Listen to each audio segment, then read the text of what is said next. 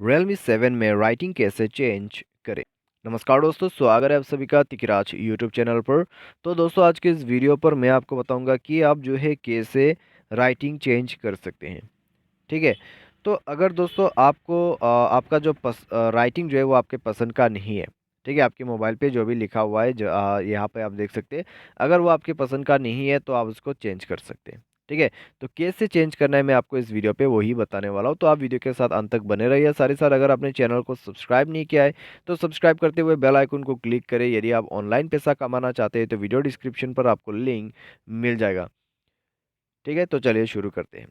तो दोस्तों, सबसे पहले आपको सेटिंग पर ही आना है मोबाइल के।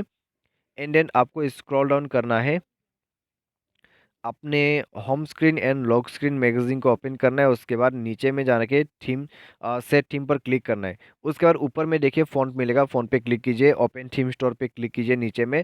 एंड देन आपको बॉटम लाइन पे चेक करना है, आपको मिलेगा होम थीम से फ़ॉन्ट एंड वॉलपेपर्स। ठीक है, तो आपको क्लिक करना है फ़ॉन्ट पे। उसके बाद दोस्तों यहाँ पर आप देखिए थोड़ा ऊपर में, ठीक है, जहाँ पर लिखा हुआ है फ्री फ़ॉन्ट पर क्लिक करें। उसके बाद दोस्तों यहाँ पर जो भी आपको पसंद है फ़ॉन्ट, ठीक है, बस उसको वन टैप करना है। एंड देन आपको यहाँ से अप्लाई करने का ऑप्शन मिलेगा, अप्लाई कीजिए। अगर आपने वो थीम डाउनलोड नहीं किया है अभी तक तो डाउनलोड फॉर फ्री करके आपको ऑप्शन मिलेगा, तो जाके वहाँ से आप डाउनलोड कीजिए। एंड देन आपको मिलेगा अप्लाई का ऑप्शन जहाँ पे लिखा हुआ है अप्लाई।